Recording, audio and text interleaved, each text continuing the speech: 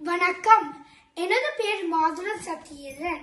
இப்போது நான் தமிழ் மொழியை பற்றி பேச வந்துள்ளேன். தமிழ் மொழி. நாம் தமிழர். நமது மொழி தமிழ். தமிழ் எங்கள் தாய்மொழி.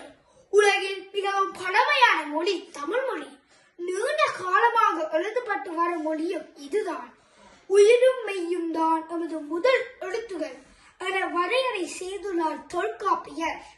உயிர் எழுத்து 12, மெய் எழுத்து 18. இவற்றோடு சிறப்பு ஒலிகளாக 3 சார்பு எழுத்துகள் உள்ளன. உயிரும் மெய்யும் சேர்ந்து நேர் அசைகள் பிறக்கின்றன.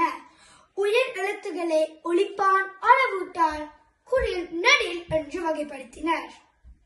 மெய் எழுத்துக்களே வெள்ளினம், மெல்லினம், இடையினம் என ஓசையின் தன்மையில் 3ஆக வகைப்படுத்தினர்.